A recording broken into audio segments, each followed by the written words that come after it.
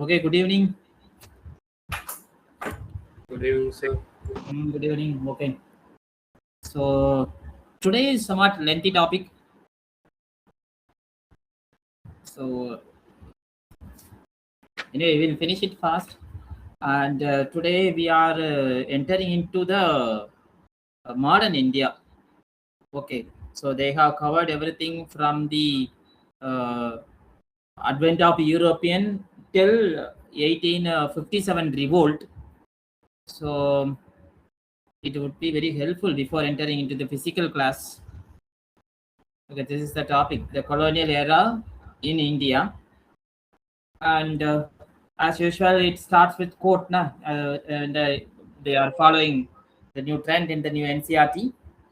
So it's one of the British officer. He has written this quote. So nearly 2 centuries ago, and the early Britons in Bengal and the sister presidencies regarded the land and the people as far game for the plunder under the later Britain and as administrated. So read this one, and here I have mentioned it's a translated version in Tamil. Okay, because those who could not understand this one, the main aim of British is to blunder. Okay, to their main aim is the blending. Okay, this is the main aim. Then, and the blender is such a way that is a far more outrageously today compared to at present. During the British administration time, it was too heavy. Okay, and third point talks about the entire England, the modern England has been built by or developed by the Indian wells. Okay, so at the same time, this is a one. This statement we can make it as a essay statement, and the wealth always taken by the might and the skill of the stranger. Okay, so here's sorry, stranger is stronger. The skill of the stronger. Okay, so so the British were that much stronger that time, and they had some skill of unifying the entire administration and defeating all other foreign invaders also, and they have brought the entire India comes under in one rule. Okay, so overall, the nature of the British in India has been mentioned by this fellow. And coming to the book again, it has given timeline. Okay, so before that, the colonization means what Okay, the colonial or colonization means is a practice of one country takes control of another country.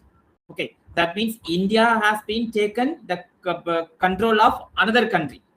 So this word never used before 1600 or 1600 or up to 707.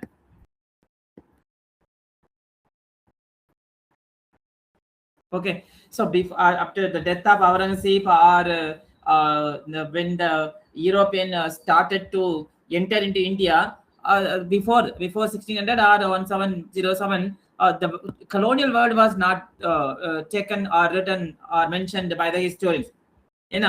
So before that, uh, indigenous rulers were there, like powerful rulers like Marathas. Okay, and Afghan rulers, Turk rulers, then Mughals were there. Okay, so they were all came to India and settled India and ruled India. Okay, so they came as an individual identity and they ruled India, but they did not represent or they did not drain the wealth of India to build their own country from where they belong to. எங்க இருந்து வந்தாங்களோ அந்த நாட்டை வந்து வளப்படுத்துறதுக்காக வரல. They came to India, they capture India. Capture India means capture the small kings, and they extend their emperor. அவங்க கிங்டத்தை பெருசாக்குனாங்க. then their heirs, அவங்களுடைய வழி தோன்றல்கள், they become the emperor. So they settled India and they gave some contribution in the art and culture and other development activities. ஆனா யூரோப்பியன்ஸை பொறுத்தளவுல they came to India for the main purpose to exploit and main purpose to blunder and the blending money and exploit எதுக்கு, to develop their own country. அது பிரான்ஸா இருக்கலாம், போர்ச்சுகீஸா இருக்கலாம் and Britain இருக்கலாம். That is what the meaning of colonial, the colonialism had came to light now. So they did not colonize India only, they colonized other countries also, like Africa, Australia. சரியா? So India பொறுத்தவரை எப்ப இந்த colonialism started means it was started after reaching the Vasco da Gama in India. Okay, around 1498 he reached to India, then the western through Arabian Sea, in the Arabian Sea side, in the Calicut, the present day it is called Kozhikode, okay, in Kerala. Then another one here in the timeline he mentioned 1560 establishment of the Inquisition at Goa. Inquisition means there is one more term is there, that is ecclesiastical tribunal. Okay, so one is a religious term.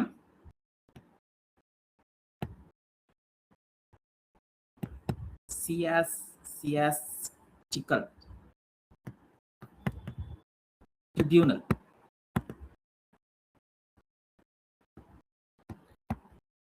Okay, this is means the tribunal means விசாரணை நடக்கும்ல, inquiry committee or inquiry body, that is tribunal.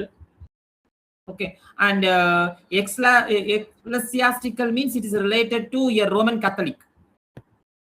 It's a Roman Catholic. அப்படின்னா என்ன அப்படின்னா, one more word I can say, it is a one religious tribunal. அதாவது we can say மத தீர்ப்பாயம்.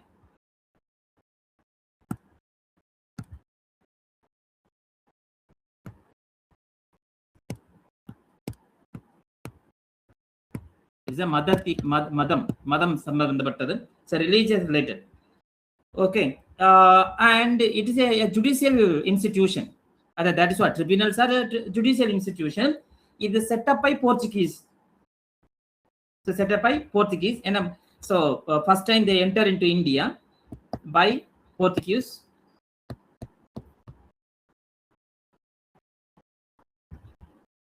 Okay, purpose என்ன, யாரெல்லாம் வந்து கிறிஸ்தவ மதத்துக்கு எதிரா இருக்கிறாங்களோ அவங்கள விசாரணை பண்ணி எக்ஸிக்யூட் பண்றது, which means the Hindus and other Muslims and other faith peoples are being called to that tribunal, and either you convert into Christian or you ready to take the punishment. This is what the Inquisition at Goa.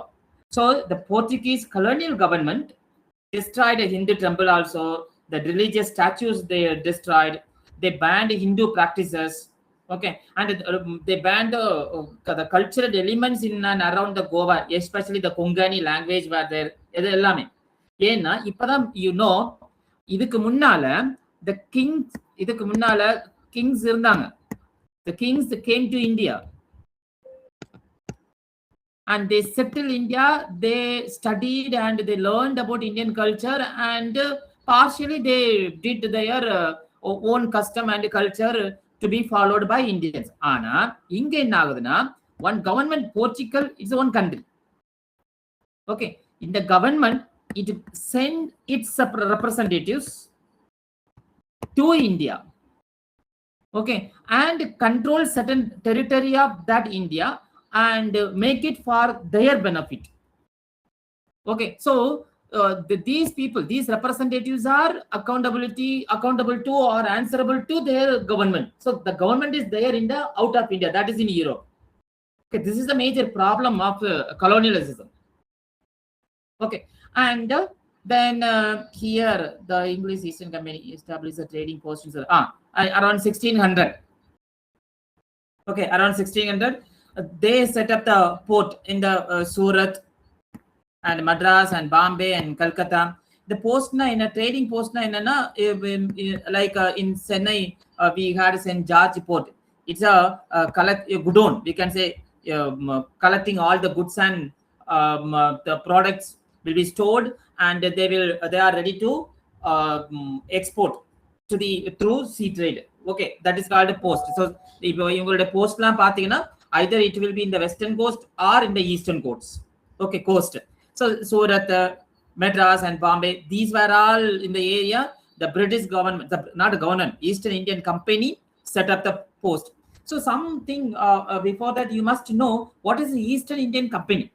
Okay, so from Europe, whoever came to India,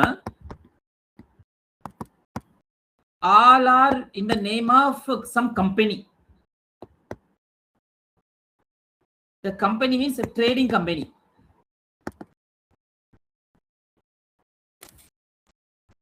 Okay, so their aim is not to capture the land.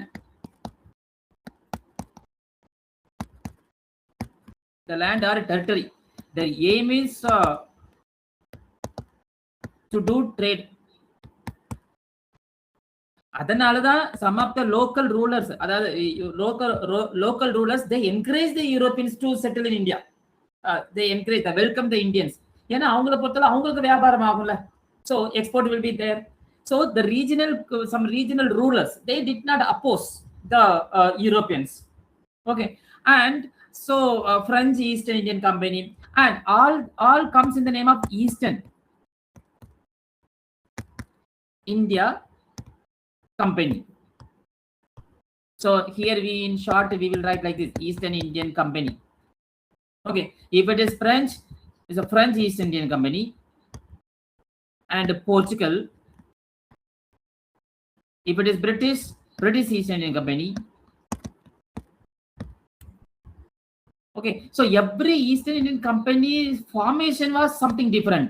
If you take British East Indian Company, British, a group of merchants. A group of merchants. They formed a group of merchants around 40 businessmen, we can say. So around 40 businessmen, they formed a group and they decided to trade with India, very eastern side. We are in the in the eastern side of to them in India. So before they leaving their country, they need permission. Okay, so got permission from their own country. You know, ஒரு நாட்டுல இருந்து இன்னொரு நாட்டுக்கு வியாபாரம் பண்ண வர்றாங்கன்னா அந்த நாட்டுல அவங்க பெர்மிஷன் வாங்கணும். But such kind of permission were not there in the medieval period. Medieval period எங்கெங்கெல்லாம் kingdoms இருந்ததோ, kingdomத்துல அந்த particular person they will come. It's their own. It's no need to get permission from anyone. Okay, இவ பாபரை பொறுத்தவரை he wanted to become the emperor of சாமர்கண்ட்ல அவருக்கு வாய்ப்பு இல்ல. அதனால ஒரு படையோட அங்கங்கன்னு சுத்திட்டு கடைசியில இந்தியா வராரு. இந்தியா வந்து ஃபர்ஸ்ட் பானிபட் போர்ல யாரு Ibrahim லோடிய தோற்கடிச்சிட்டு then he set up his own emperor. அங்கிருந்து ஒண்ணுனா கேப்சர் பண்றாரு. This is the concept. So Babur is not compelled to get permission from anyone. Similarly for Alexander, similarly for other sultans also. ஆனா இங்க வந்து around 1600 or around 1400 ல இருந்து ஒரு 1600 ல almost many European countries they got independence, they got some kingship model was there and some form of government system was there. அப்ப அந்த government they have to get permission. Similarly British government they got British government at the time yaar queen system was there. So they got the permission from Queen Elizabeth I. அவங்கட்ட இருந்து Queen Elizabeth I they got a permission. That is called a charter ன்னு சொல்லுவோம். That means ஆணை. Okay, that means you group of merchant or businessmen can go to India to do the trade. அதுக்கேத்த மாதிரி in return what you have to give to the British government, that is will be there in the agreement. Okay, இதுதான் வந்து so Eastern Indian Company. So such type of Eastern Indian Company was formed in the year 1600. Okay, ஆனா 1600க்கு முன்னாலே Portuguese came to India. நல்லா ஞாபகம் வச்சுக்கோ. In the modern India, you might have studied in the class. No, there was a different route to reach India from the Europe. Land route was there. Sea route was not. Sea route was not there from the European side. So one ruler was there, Ottoman Emperor. Ottoman Emperor in the Turkey, Iran, Iraq region. He closed the land route. But the land route close பண்றதுனால the Europeans were compelled to find out new route through the sea. So அதுல தான் first he succeeded by the Portugal, and that person Vasco da Gama. He reached to India. Okay. So similarly, in 1674, around 1674, French East India Company. Eastern India Company was set up. Okay, and French East India Company, they set up the port in Pondicherry.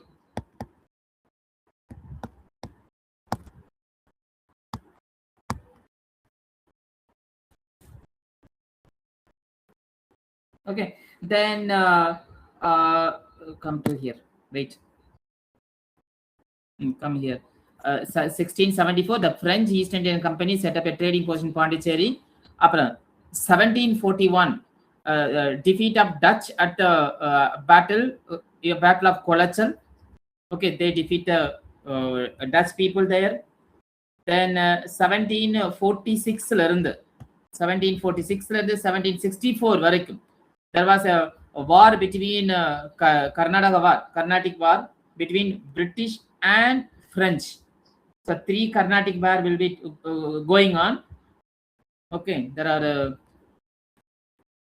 for your information, I have mentioned something.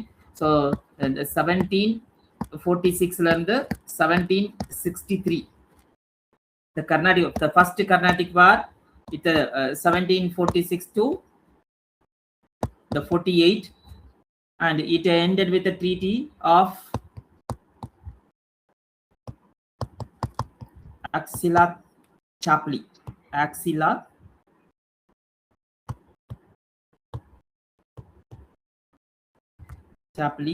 Then second Carnatic war between British and French, which will start from immediately the next year, 1749 to it will go on up to 1754, and it will end with the Treaty of Pondicherry. And the third Carnatic war, it's almost ended, and 1756 to 63, that it will end at the Treaty of Paris. Okay, the detail about what was the reason behind these wars and what are the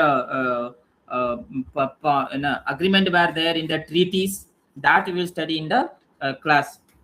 Okay, then 1756 வந்துட்டோமா, and 1757 is one of the important event. 1757, okay, it's a Battle of Plassey.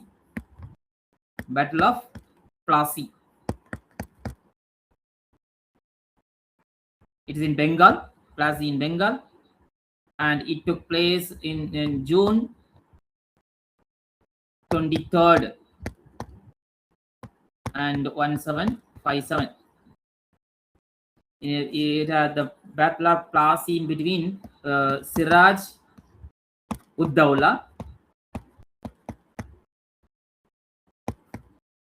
versus Eastern India Company of British East Indian Company, and he was the last Nawab of Bengal.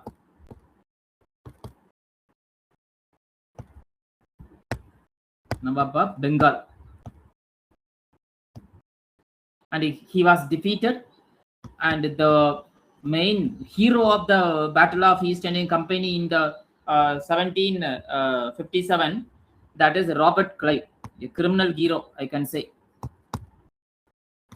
Robert Clive. Why I'm saying the criminal hero? And he gave bribe to one of the military commandant of Siraj Ud-Dawla. Okay, and he informed to that fellow Okay, if you help, if you simply aside when the fight was taken place, and I will make you the Nawab of Bengal, such kind of things will be shared between those two. And because of the trade between Indian ruler, that the commander, the Siraj-ud-Dawla was defeated. And after that, this in war, majority of the Bengal, Odisha regions, these Eastern Indian company, the company will get rights, many rights of collecting tax and revenue and doing the trade that we will study. Okay, this is one of the major in a battle. And in that battle, one more thing you might have studied in the school, the black hole incident. Actually, Siraj-ud-Dawla and our force, there are in Bengal, West Bengal, there's a fort called Fort William. இதை வந்து பிரிட்டிஷ்காரன் extend பண்ணுவான் without the permission of நவாப். அதனால அவர் படையை கூட்டு போவார். So மொத்தம் ஃபோர்ட்டையும் capture பண்ணி கிட்டத்தட்ட ஒரு 120 150 பீப்புளை உள்ள போட்டு அடைச்சிருவார் ஒரு சின்ன அறையில. So they will die in suffocation. So அதில் then British Robert Clive was in Chennai and he will start such kind of criminal activity, and with Siraj-ud-Dawla commander, the army commander. Okay, then he will defeat Siraj-ud-Dawla. Adula and the majority of the portions are comes under the Eastern Indian Company. Okay, now ipo idu varaikku now I am using the company, not British. Okay, and then 1818, you know, last class we saw 1818 is one of the important year, the third Anglo-Maratha war.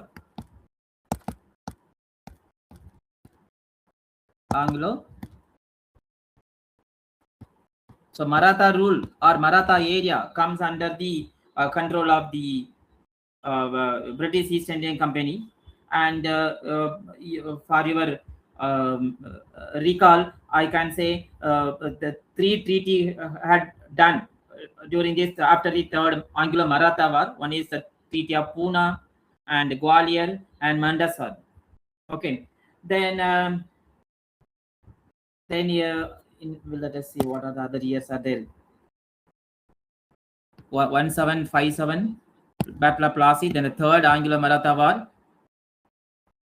then Kasi uprising 1829 and 1833.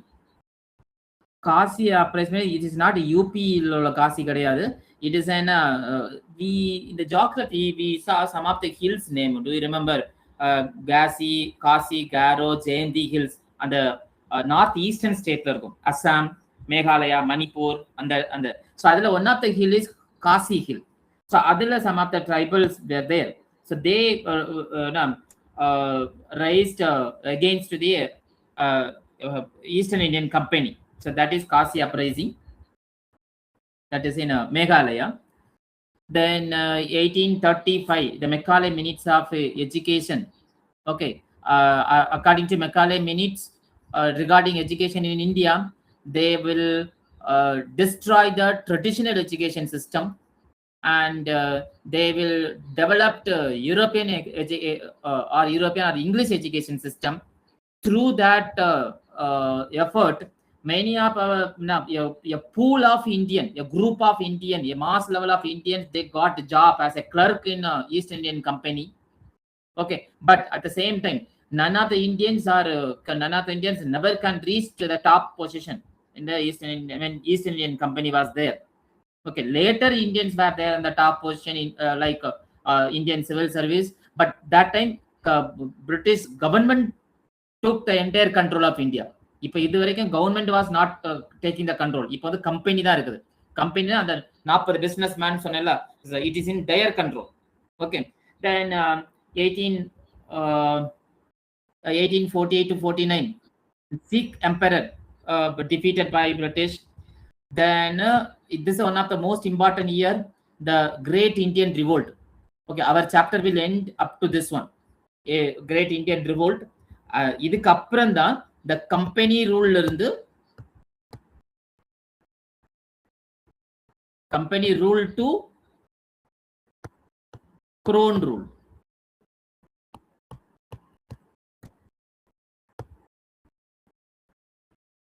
Okay, after the 1857 revolt. So here it is mentioned 1858, the British crown ends the rule of the East Indian Company and start the British Raj. Okay, so after 1857. Okay, and so age of colonialism, some introduction they have given how the colonialism spread all over the world. Usually refer to the European expansion from 15th century onwards. So within few centuries, not only in India, in particular Spain and Portugal and British, France and Netherlands, they all established the colonies across Africa, Asia, America and Australia, especially some of the islands in the Pacific Ocean. Okay, and their main aim is that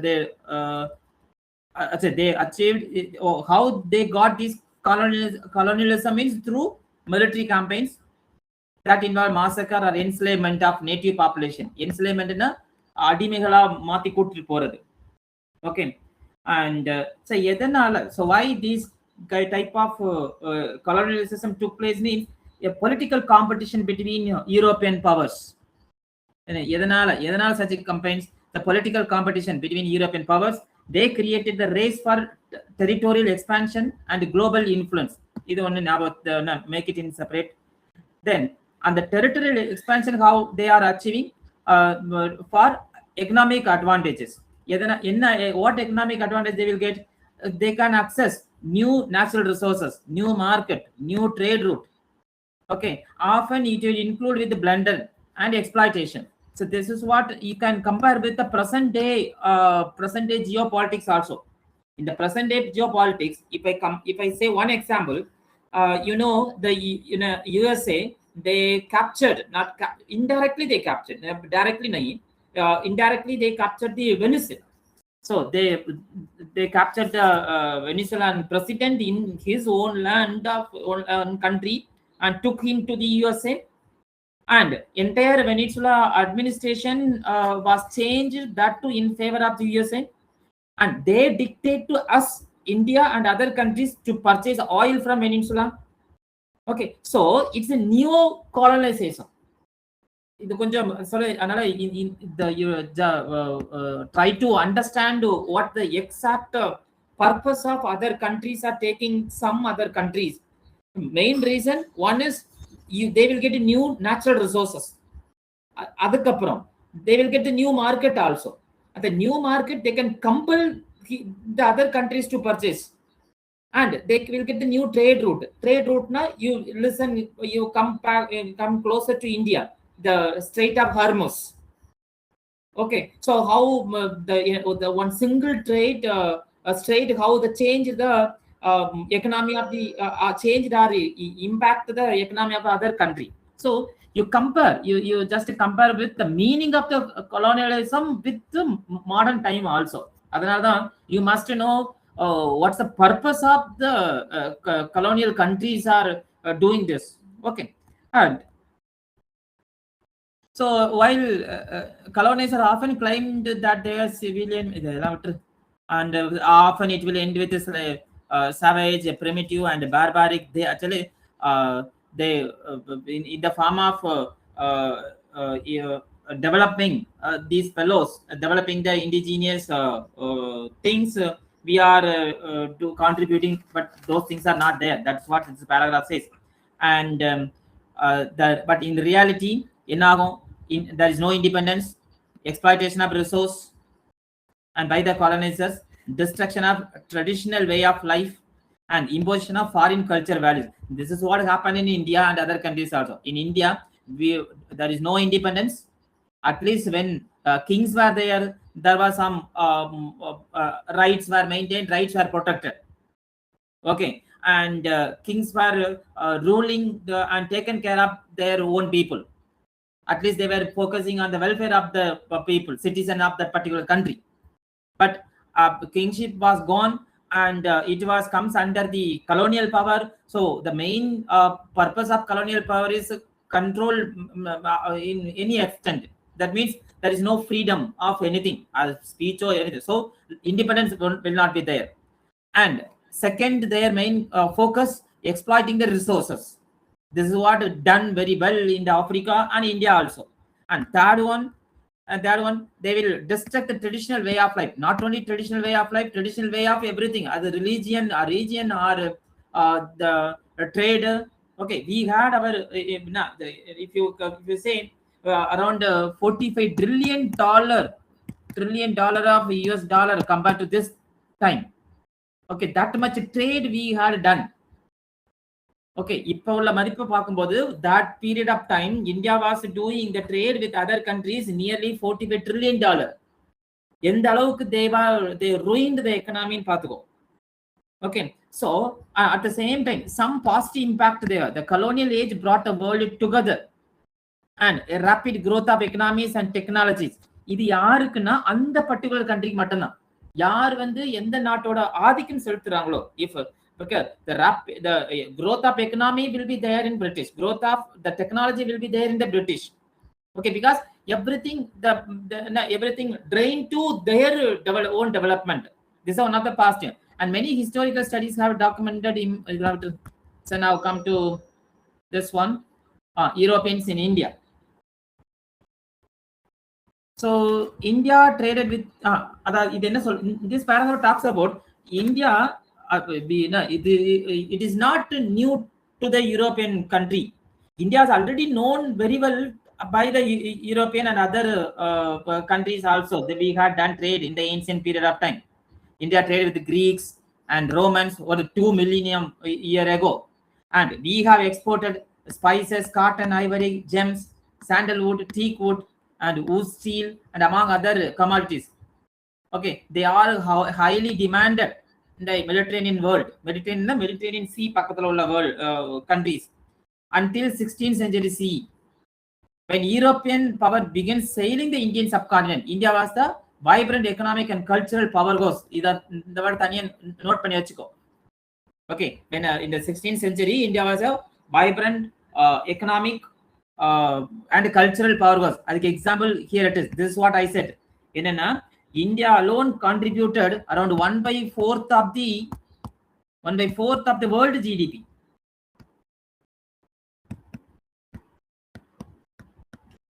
See, India contributed at least 1/4 of the world GDP during the whole period, making it one of the 2 largest economy globally alongside with China. But if we are in the fifth position, now we are closely moving to 4th. And it is remarkable that from the 16th century onwards, many European travelers reached to India to describe her means India flourishing and noted her manufacturing capabilities. அப்புறம் இந்தியாவோட diverse agriculture output and extensive internal as well as external trading network. These are the strength of India during the 14th and 15th century. This was noticed by the Europeans. So GDP meaning here it has given, you know very well, the gross domestic product, that you read it. So the first one, the first colonial power, first colonial powers in India, that is the Portuguese. And over country some different term they have used by this Ncert. That was very nice. Portuguese commerce and atrocities. And if you see Dutch commerce means trade, commerce and competition. English the French colonial ambitions, and British he did everything. No word to him to describe about his activity when he entered into India. That is why the author did not mention anything. Okay, let it be. The Portuguese. So the Vasco da Gama, he arrived to Kapad near Kozhikode in Kerala in May 1498. Initially he was welcomed. That was one ruler was a Zomarin, I think. Okay, and they captured Goa in the year 1510. The Portuguese captured a strategic port, including Goa, in the year 1510, and they made the capital of their colony in India. Then others trading post also in the Malabar and Coromandel coast. Then they implemented a new system, that is cartas. Cartas means is a kind of pass, a trading pass.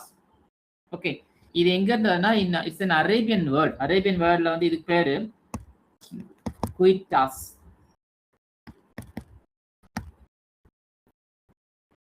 இது in Arabian word, its meaning is paper or document.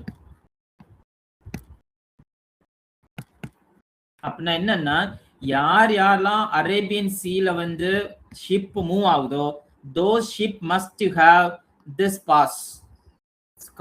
அப்படி pass இல்ல அப்படின்னா those ships will be seized by the Portuguese.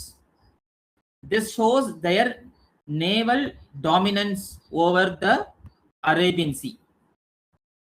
Okay, yeah, this is what they says. So they did along the, so one side of the commercial exploitation done by the Portuguese, at the same time some religious persecution also going on. That is what I said, the Goa, they established Goa Inquisition in 1560. Okay, already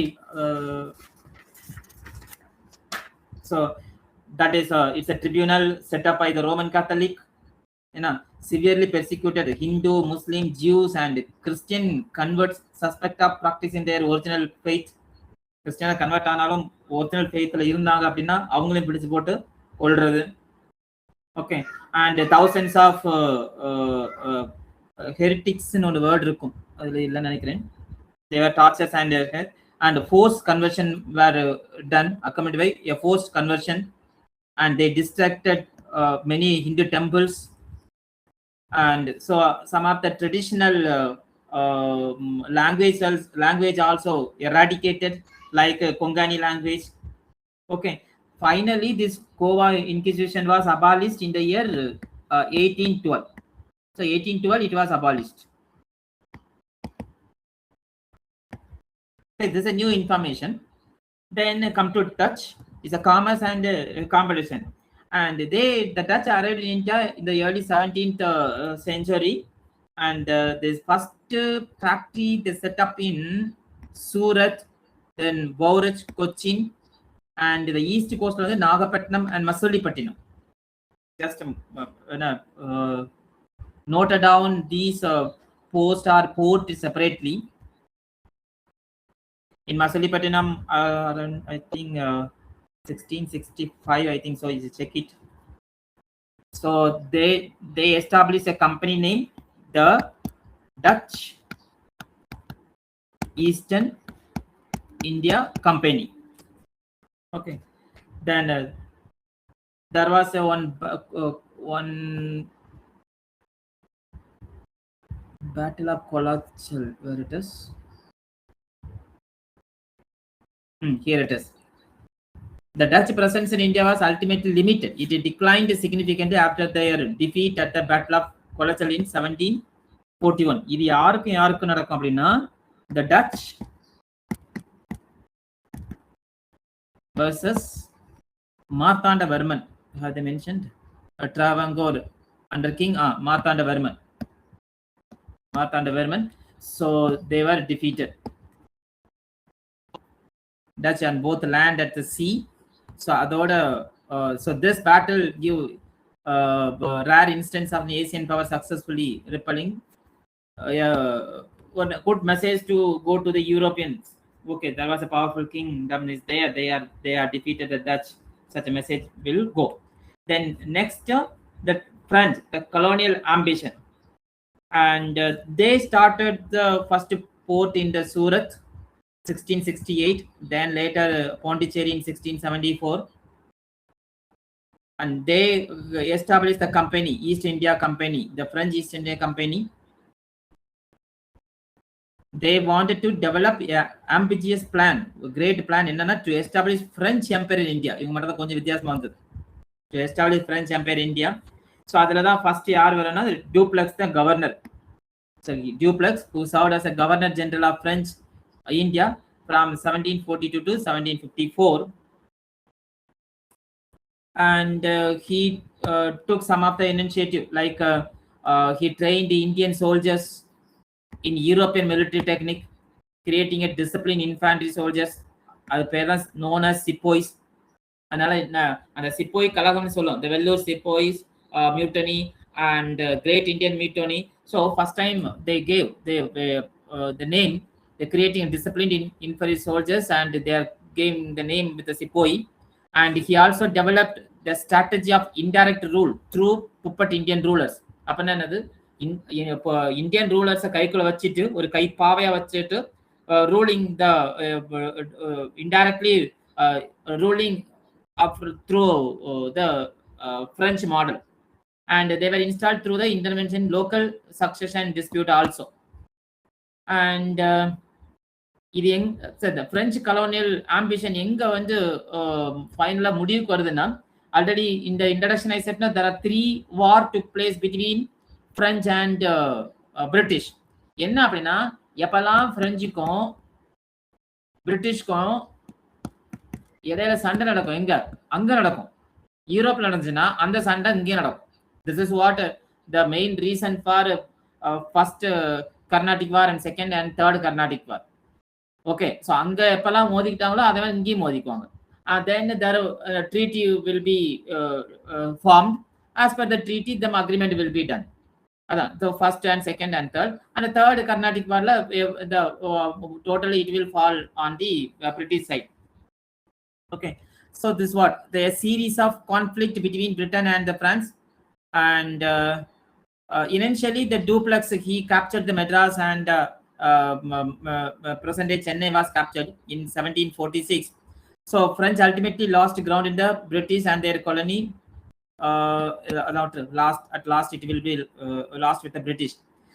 Like Dutch and unlike the Portuguese, the French colonial power did not match intervene in Indian social and religious life. This one of the feature or one of the special point, because others they involved in the religious and social matters, but French did not intervene. This is one of the important point when we compare with the other European countries in India. At the same, and one rare case will be happened in 1748. பாண்டிச்சேரியில் வந்து ஒரு பெரிய கோயில் இருக்கும், வேத புருஷ்வரன் temple சொல்லிட்டு, one of the big temple. இதை வந்து டியூப்ளெக்ஸ் இடிக்கேக்கு ஆர்டர் போடுவார். ஓகே, அதுவும் எதனால போடுவார்னா, சம் ஜெஸ்யூட் பிரீஸ்ட், ஜெஸ்யூட்னா சேச சபைன்னு சொல்லுவாங்க, they are a Roman Catholic priest. Okay, Roman Catholic priest Dupleix பொண்டாட்டின்னு சொல்லியிருப்பா. So Dupleix own wife. Okay, these were forcing the Dupleix to order to demolish that temple. இதுதான் very rare நடந்தது. Otherwise the French did not interfere or involve in any social and religious matter. Then this diagram talks about the present day Pondicherry, how they have planned to build the city. Now enter the British.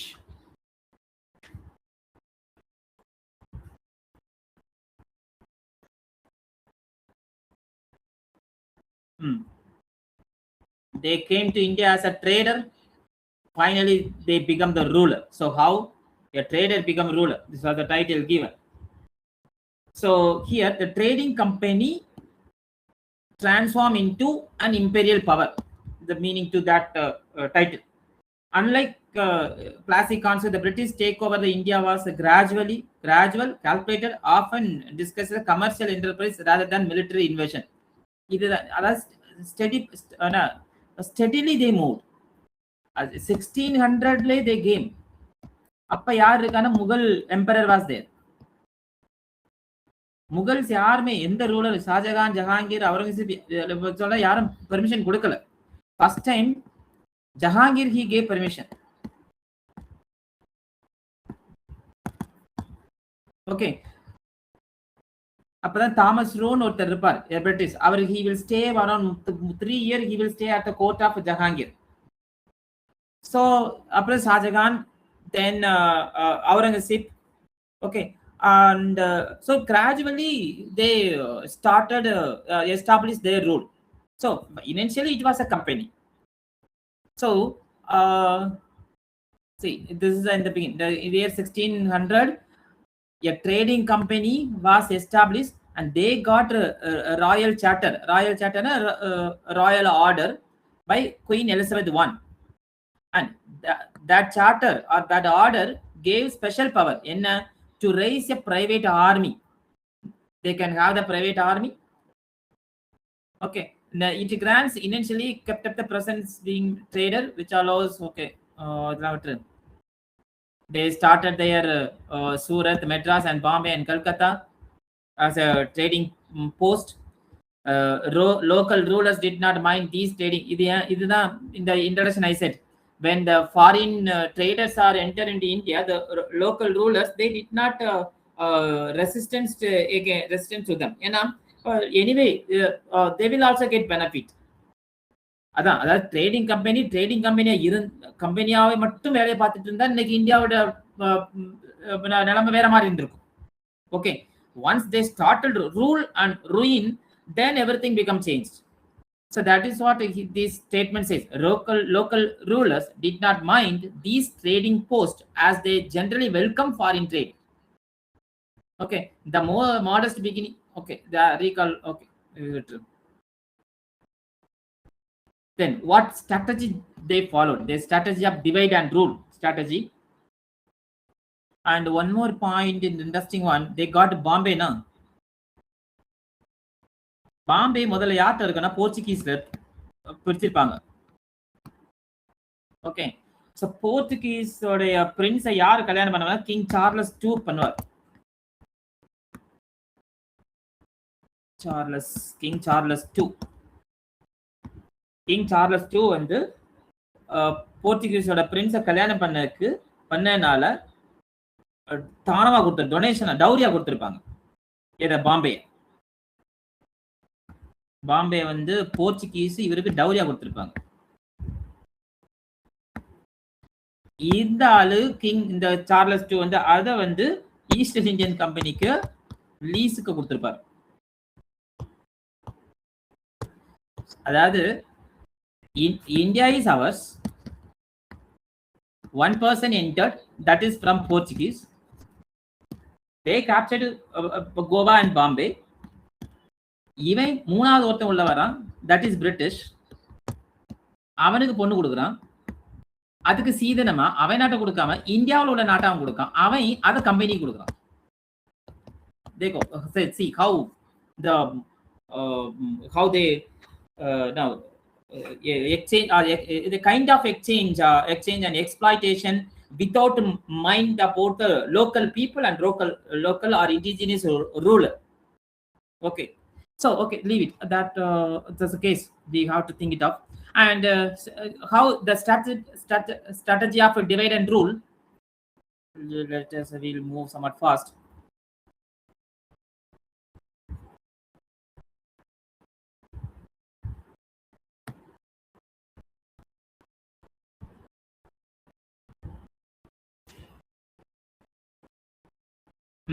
Divide and rule means they will create the rivalries between the regional rulers and disputes among them.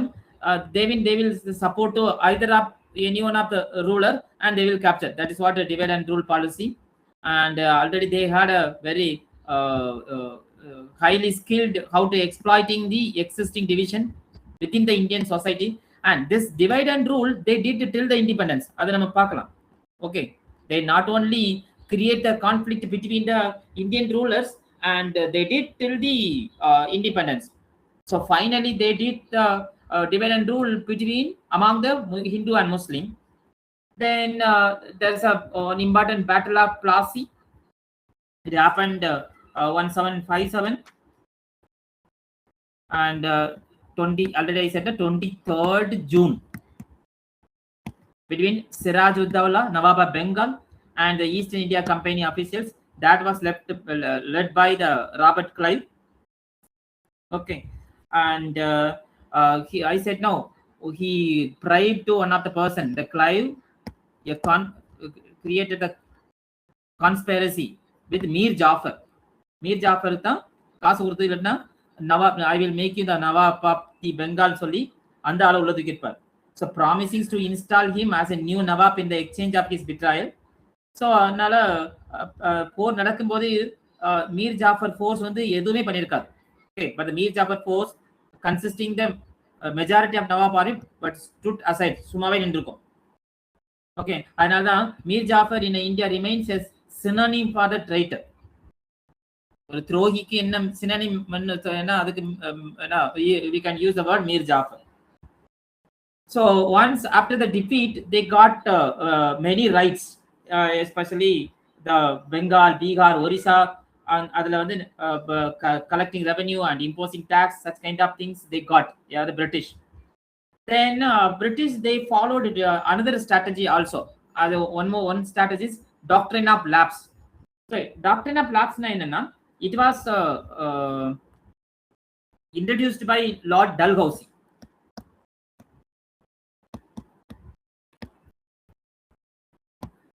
அவர் தான் அப்ப governor general of Bengal. இவர் தான் governor general. இந்த போஸ்ட்லாம் எப்படி வந்துன்னா you will get to know in the class. ஏன்னா I said first group of people 40 merchant. So அவங்களுக்கு they were ruling, they were taken care of different region in India. இவங்களெல்லாம் பார்க்கிறதுக்கு one person they will appoint, the company will appoint, that is governor general. Okay, and then one of the governor general தான் the Lord Dalhousie. So இவர் என்ன முடிவு எடுக்கிறாரோ அதை பத்தி தான் other province governor should act. So doctrine of lapse-னா lapse ஆகுது. Okay, அதாவது காலாவதி ஆகிறது. அது என்ன அப்படின்னா, ஏதாவது Indian rulers or some regional rulers will be there, no, அவங்களுக்கு வந்து மேல் ஹேர் இல்லை அப்படின்னா, அதாவது ஆண் வாரிசு இல்லை அப்படின்னா, they have to simply give their kingdom or province to the British. அது company கொடுத்துறணும். Okay, this is the doctrine of lapse. Suppose நான் கொடுக்க முடியாது அப்படின்னா they will go for the war. This is one method.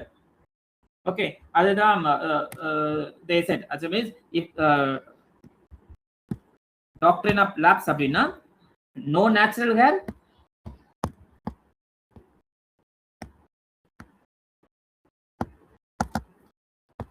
then annexation. So அதுலதான் first one, the first province, first kingdom was annexed by the British, that is Satara. எல்லாமே ஞாபகம் வச்சுக்கோங்க. 1848. then Sambalpur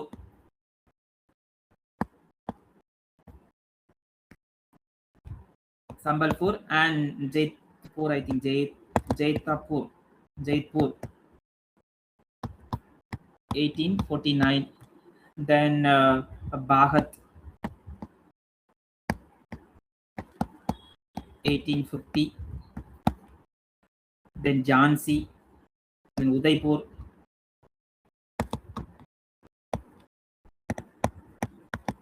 then Jhansi,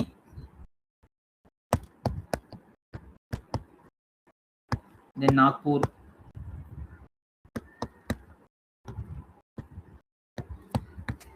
so these are the this is one method. Another method is subsidiary alliance.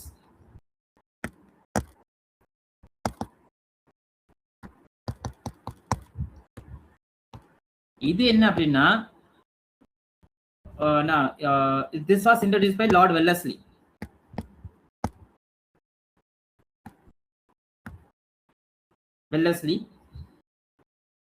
British வந்து British Eastern Indian Company இருக்குல்ல, they got the right to form the army also. So British East Indian Company army must be there in the Indian territory, Indian rulers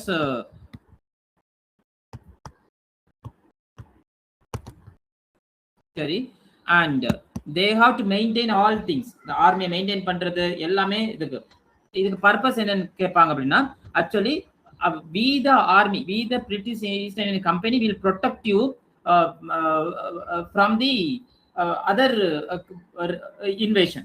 அதாவது மற்ற அரசர்களை வந்து மற்ற அரசர்களோ இல்ல outsider மூலமா உனக்கு ஏதாவது பாதிப்பு இருந்ததுன்னா அதை நாங்க வந்து தடுத்துடுவோம். So for that you have to keep my army into your own territory. Okay, that is the subsidiary alliance. இது ஒரு கைண்ட் ஆஃப் அலையன்ஸ், அதுக்கு சப்சிடரி. ஓகே, அதாவது ஐ கேன் சே என்னை பார்த்துக்க எனக்கு தெரியும், no need to keep your army in my territory, so stay away from my regional territory நான் சொன்னேன் அப்படின்னா they will go again, then I have to face a war with the British army. Okay, so the first one who accepted the subsidiary alliance from the Hyderabad Nizam,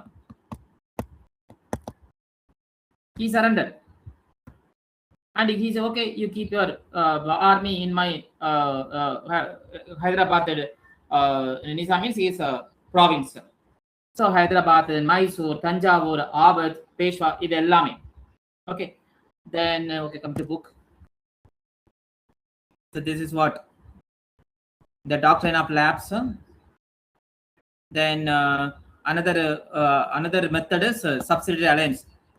So the British resident in the courts of Indian rulers to protect them against internal and external threat. In exchange, they have to maintain British troop at their own expense and conduct of foreign relation only through British.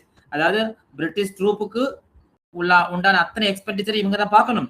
Then British கம்பெனியோட permission இல்லாம they cannot conduct any foreign relation. வேற யார்ட்டையும் அவங்க எந்த தொடர்பும் வைக்க முடியாது. This is what. So then the ruler of Hyderabad was among the first one to enter such alliance in 1798. அதுக்கப்புறம் Mysore and several others soon followed. Okay, then from paradise to hell. Yeah, paradise to hell, it talks about Bengal. Few years after its battle of Plassey பார்த்தோம்ல, then that East Indian Company, they got the right to collect revenue in Bengal, Bihar, Odisha. I said already. So some of India's richest region, the Clive described Bengal. இவர் தான் சொல்லியிருப்பாரு, Robert Clive என்ன சொல்லியிருப்பானா, பெங்கால் வந்து paradise of the earth ன்னு சொல்லியிருப்பாரு. paradise na heaven. The company agents extracted maximum revenue while investing minimally in governance or development. Revenue வந்து maximum எடுக்கிறது, but development பார்த்தா கவர்னன்ஸ் பார்த்தா ரொம்ப கம்மியா கொடுக்கிறது, அதுதான். And எதனால இந்த word use hell means, so during that period India witnessed some of the worst famine. Famine-na பஞ்சம் சொல்லுவோம்ல, உணவுக்கே தட்டுப்பாடு. Okay, peoples are starving. அது so 1770 1772 2 years of crop failure took place. அந்த இதுலயும் இவங்க East Indian company they were collecting revenue. Okay, and so farmers they pay to high rate of cash tax on the produce of their land. And என்னன்னா whatever the things are produced, என்னென்ன crops produce பண்றாங்க, food crops எல்லாத்தையுமே they will export to the England. Okay, அதனால Indian population does not have the sufficient food. So that is what the famine killed more than 10 million people. Okay, so main reason higher tax rate, and one side mala payyatalum crop failure irundalum peasants are compelled to pay tax. Appo the peasants they have to get it from the money lenders. Okay, this one. And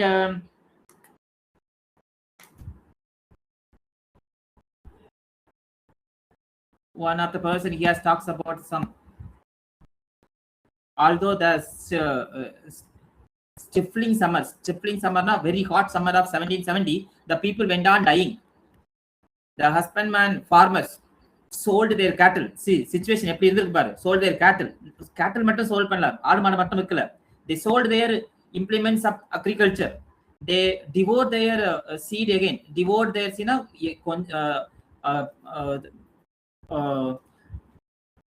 சேர்த்து வச்சிருப்பாங்கல்ல, அதை கொஞ்சம் ஃபாஸ்டா they completed.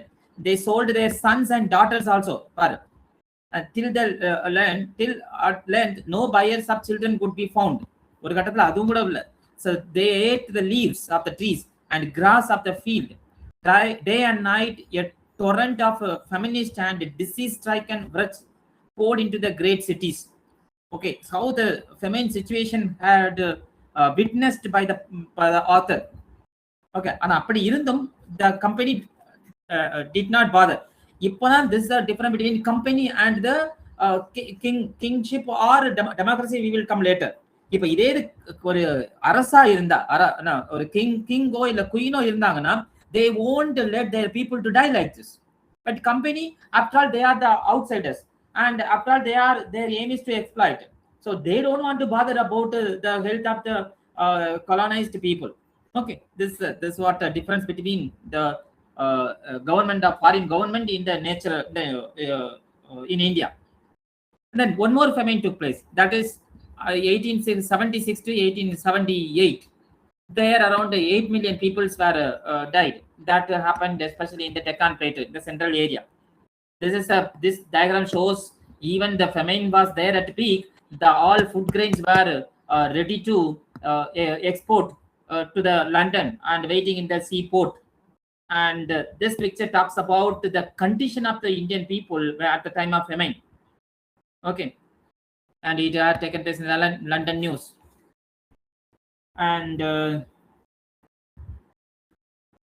that time, okay, these are all leave it. Then come to the drain of India's wealth. This chapter is somewhat important. And again, soon after the Battle of Plassey, the Bengal blunder began to arrive in London. And okay, come here. This paragraph is some of the point you have to note it down. Dadabhai Naoroji, we will study in the modern India. He wrote a book on the poverty and un-British rule in India. You can note panniko, the poverty and un-British rule in India.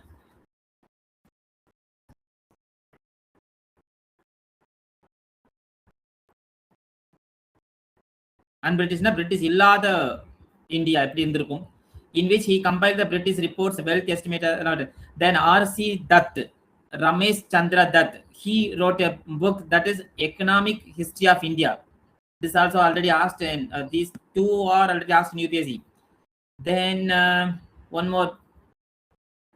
This is the person. He said in the period 1765 to 1938 comes $45 trillion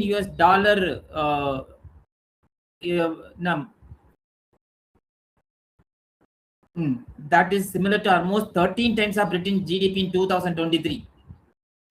And this much dollar India was exploited by the British in terms of pounds from India. Okay, now we are just talking about $5 trillion. See, how think about India at the time of 17th century, 18th century, we had a capacity of $14 trillion US dollar. And they all comes through the taxes. Okay, and this is Dadabhai Naoroji. Then this is R.C. Dutt. He wrote the poverty and British rule in India and Economic History of India by R.C. Dutt. This is the diagram as given in the first page. You might be remember how the East offering the riches to Britannia. Okay, one side symbolizing power, India offering pearls and jewels and animals from India, China offering precious jars. Okay, so finally the Queen and his people, how they are in wealthy enough there. And then changing landscape. Changing landscape means how things are happened after the colonial power. So before 18th century, India was renowned. And India was well named for manufacturing capacities. Where it is? Before 18th century, India was renowned or named for the manufacturing capacities, like particularly in textile, either copper, silk, wool, jute, hemp. Hemp also a type of jute, and coir being the cheap one. Okay, Indian cotton textile, particularly with rich and intricate designs, bright color, இதெல்லாத்தையும் stop பண்ணிட்டு British East Indian company they will force to buy their fine product. அப்படின்னா raw material இருக்குல்ல, ரா மெட்டீரியல்னா example cotton வச்சுக்கலாம். காட்டனை எங்க export பண்ணணும்? Eastern India company மூலமா they will export to Britain. அங்க industrial revolution வந்ததுனால machines will be there. So machines will manufacture fine cloth. That cloth will reach to India. That has to buy with a high price. Okay, so raw cotton வந்து low price க்கு எடுத்து அதோட finished product high price க்கு forcefully வாங்க வைக்கிறது. This is what how they exploited the indigenous market. இது one example. This what Indian British policy என்னன்னா they imposed heavy duties on Indian textiles imported into British. ஏன்னா இந்தியாவோட cotton எப்படி இருக்குன்னு முதல்ல சொல்லிட்டேன். இட்ஸ் a rich cloth, எப்படின்னா rich and intricate designs and bright color. இத வந்து எக்ஸ்போர்ட் பண்ணா இங்கிலாந்துல when it was imported அங்க வந்து heavy tax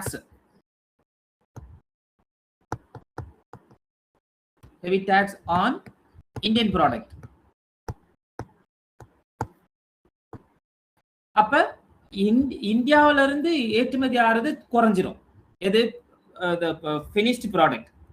அதுக்கு பதிலா ரா மெட்டீரியலை எக்ஸ்போர்ட் பண்ணி finished ப்ராடக்ட்டை ஹை பிரைஸ்ல ஃபோர்ஸ் பண்ணி விற்க வைக்கிறது. So this is somewhat similar to in the point. This point somewhat similar to how US imposing too much tax on other country. I will if you are not listening to me, I will impose you 100% or 135% or 150% tax I will impose on your imported goods. Okay, so almost similar. This is what. So at the same time, while forcing India to accept British manufactured goods with a minimal tariff. Okay, so moreover, Britain now controlled most of the sea trade. Okay, these are all, you just read it. And finally, the William Bentinck, அவர் தான் சொல்லுவாரு, the Governor General of India observed in 1834 the bones of the cotton weavers are bleaching in the plains of India அப்படிம்பார். bleachingனா reduce ஆகுறது, colour போறது. Okay, so one the cotton weavers indigenous cotton துணி நெய்வாங்கல்ல, so அவங்களுடைய கனவை போச்சு, அவங்களுடைய வேலையே இல்லாம they were forced into the poverty.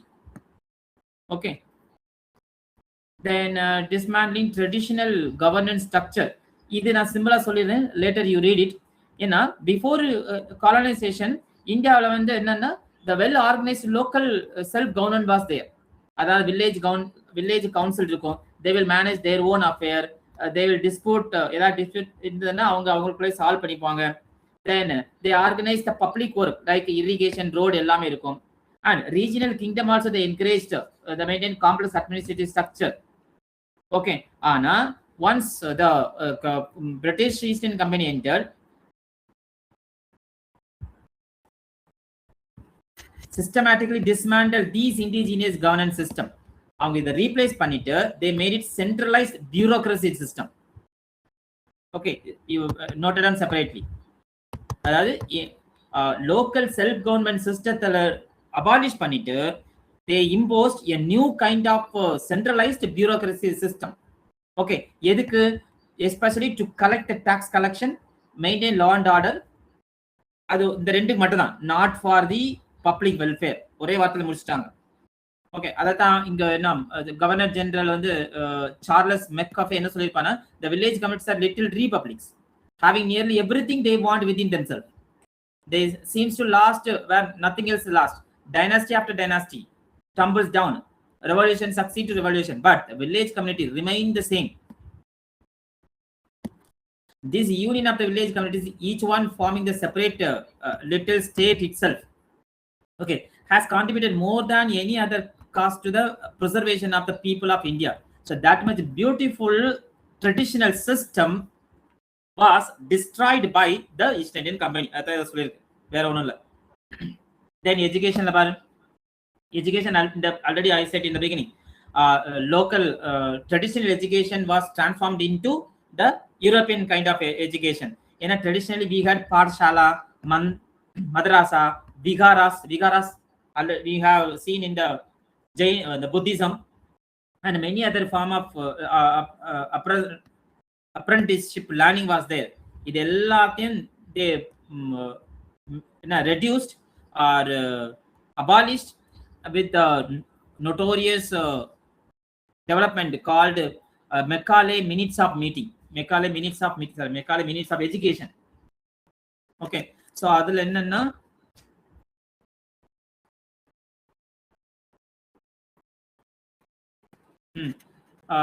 some of the Orientalists, they argued that Indian students should be left to study their own language. Macaulay policy gained the upper hand and India's traditional schools slowly disappeared. இதுதான் அதோட effect. And English became the language of prestige associated with the colonial masters. Still it is there in India. If you are speaking English very well, then you are the upper class people and well educated one. Then because Indian society between English educated elites and the masses, such kind of things were there. The new colonial education system served multiple colonial objectives. It created, this is not in the introduction I said, it created a pool of Indian clerk and minor officials who would stop the lower rank of the colonial administration at a fraction of the cost British personnel. அதாவது அவங்களுக்கு அடிமையா ஒரு படிச்ச அடிமைன்னு சொல்லலாம் அந்த மாதிரி. Then next one, reshaping economic structure. So this one is about when the industrial revolution, was there. Here, wait a minute.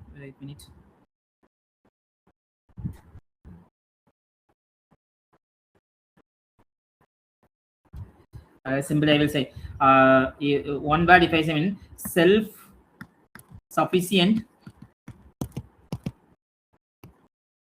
agriculture system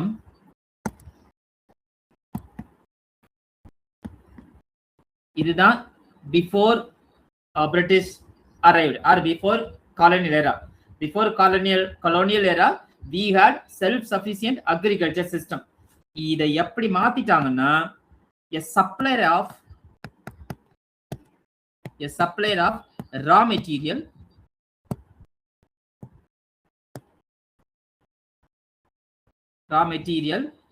to British industry at low cost,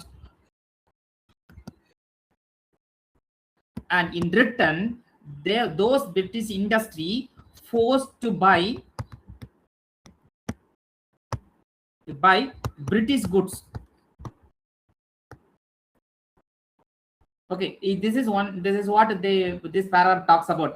And one of the positive effect அப்படின்னா, and positive சொல்ல கூடாது, but here they have mentioned they constructed large railway network,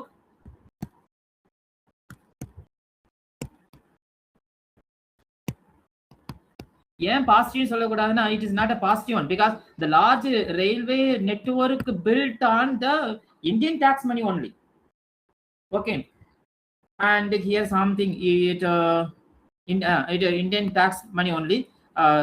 This is Indian funded infrastructure, but Indian funded infrastructure, but the purpose is not for the Indian people. It is a purpose is to the benefit of British people. எதுக்கு trade easy இருக்கும்.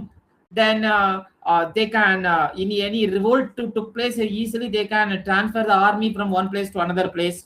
Okay, so the entire development done on India, it is not the purpose of Indian people or welfare of the people. It is only for the benefit of the British East Indian Company for easy ongoing economic exploitation. அதுதான் இது. Okay. Then early uprising, only two uprising we will see. Early uprising means early resistance, how they raised the voice against the British. Here, the first one, Sannyasi uprisal is there. Come here. Sannyasi and Fakir rebellion. Sannyasi is a Hindu. It's a combination of Hindu and Muslim. Start revolt against the British East India Company. After the terrible famine which took place in 1770, the group of sannyasis, Hindu sannyasi and Muslim sannyasi, they were stopped to go to their pilgrimage side. அதாவது அவங்களுடைய புனித தலத்துக்கோ அதுக்கு வந்து the British East Indian Company give the restriction. Okay, so அதை எதிர்த்து and they the new land and taxation policy also they imposed. So அதை எதிர்த்து they did the rebellion. Okay, and இதுல வந்து the rebellion later inspired, அதாவது இந்த ரிபல்லியனை வச்சு தான் பங்கிங் சந்திரா சட்டோப்தே இவர் வந்து ஒரு நாவல் எழுதியிருப்பாரு, ஆனந்த மாத்துன்னு சொல்லிட்டு. ஸோ அந்த நாவலில் தான் இந்த Vande Mataram song will be there. So this one additional information. Okay, then another one is the tribal uprising. There are only two tribal uprising has been given. Many tribals are revolted against British, but in this book only two uprisings are there. One is Kol and Sandal. Okay, even Kol uprising took place 1831-32. In the tribal, edanala they have opposed means the tribe British introduced some of the land policies, the permanent settlement system, zamindar settlement system. So wherever the tribals are there in the hilly region, so their land was occupied by the local zamindar and the British East India Company without their consent. So that is why they started revolt against them. Because one is loss of land, okay, loss of livelihood, and threat to their culture,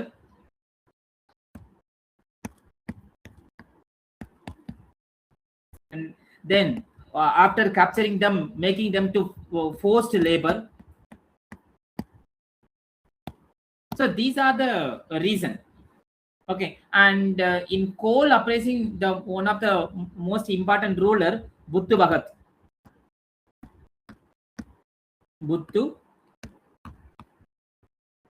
Bhagat, especially in the Chota Nagpur region. Here mentioned Chota Nagpur, the present Jharkhand region, it was there. Finally, it was suppressed by the East Indian Company, British. Then Sandal rebellion. Another one is Sandal rebellion. This is in the Jharkhand and Bihar and West Bengal. It was led by two brothers, Sidhu and Kunhu Murmu. Okay, and it against the moneylenders and landlords. They are taking away their ancestral land with the British support. That is why they started against revolt to them.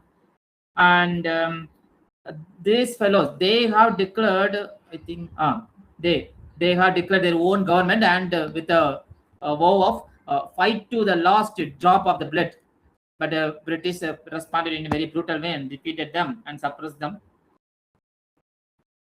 So that is one uprising from the tribal side. Another uprising from the peasant side. So peasants நம்ம discuss பண்ணாலே தெரிஞ்சிடும். ஏன்னா high tax and peasants are whether their tax to be collected irrespective of the cultivation or irrespective of the crop failure, என்ன நடந்தாலும் பரவாயில்ல. The new system of new settlements demanding higher tax from the peasants. So that is why the peasants start revolt against the British. And one of the main revolt is Indigo revolt in 1859 and 62. ஏன் அப்படின்னா யூரோப்பியன்ல வந்து the blue dye வந்து demand. So the European planters, அதாவது European people, they force the Indian farmers to plant indigo to cultivate indigo plant.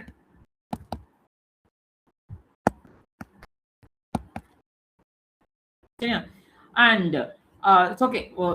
Indigo plant adanala, so they food crops are not allowed, denied. The northern part of Bengal to abandon the food crops. Instead, they have to grow indigo plant only. Indigo plant was having great, indigo dye was a great demand in Europe. So from planters to traders, everyone got benefit. And benefit, the farmer does not have any benefit. But they are not. Okay, so they become in the debt and slavery. So if Indian planters they refuse to grow indigo plant, then they will imprison, they will torture, and property will destroy. So that is why they started revolt against British. So first time it will start in the village of Chaugacha in the Nadia district, led by Digambar Biswas.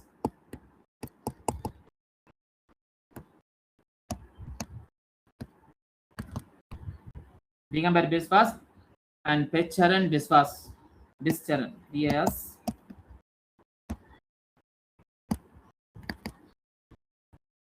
Biswas. And this revolt was supported by the educated Bengalis also. And one of the Bengal press, the Harish Chandra Mukherjee,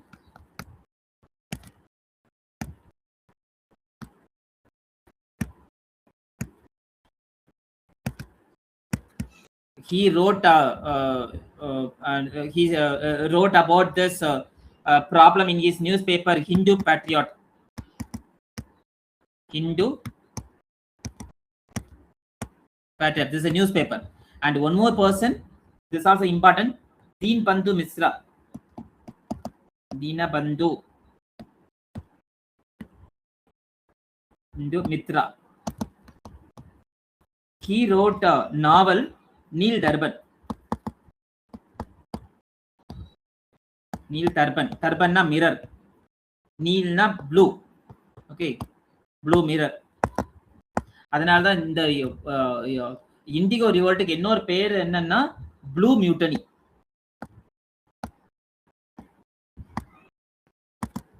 Blue mutiny. இதுக்கு இன்னொரு name.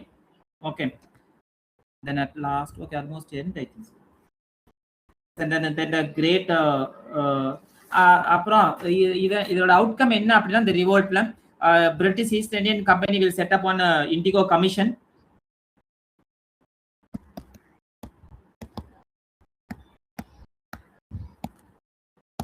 Indigo Commission in the year 1860, and other base பண்ணி the committee report, they will pass a act, the Indigo Act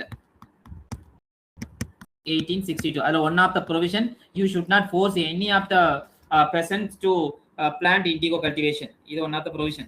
And last chapter of today, there is a great rebellion of 57. In a great rebellion, it talks about Sepoy rebellion. It was already two. One is Vellore. Then the second one is the Great Rebellion of 1857. The second one. Okay. Vellore Sepoy revolt, you know,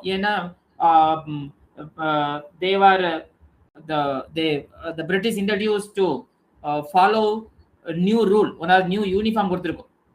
Okay, British introduced new uniform that violated the religious practice and both Hindu and Muslim.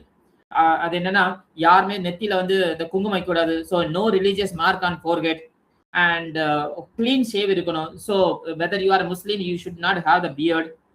And so that is why the sepoys of the Vellore, they captured the Vellore port and they killed many British officers. That has happened in the 1806.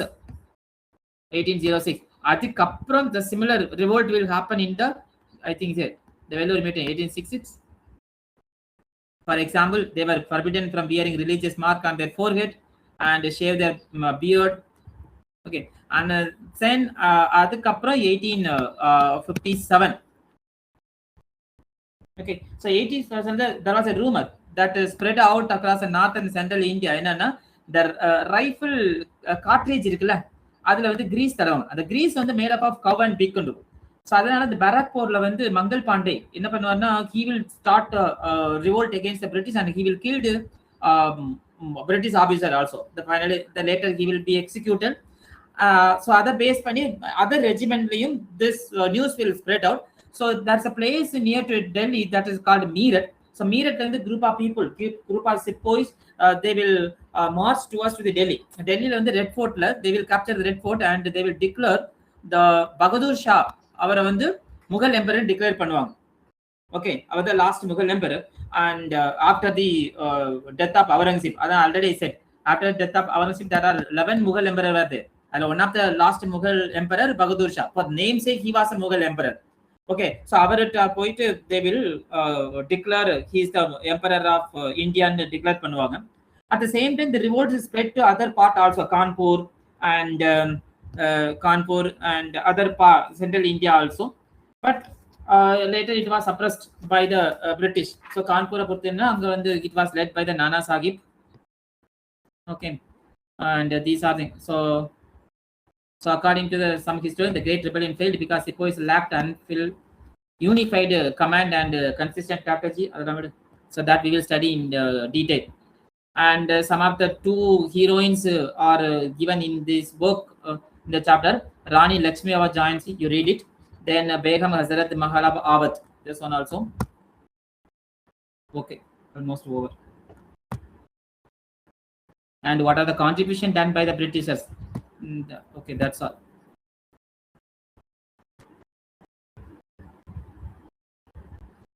Okay, we'll finish up today.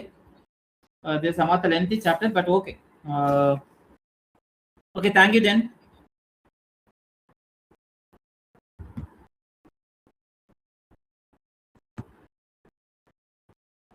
Thank you.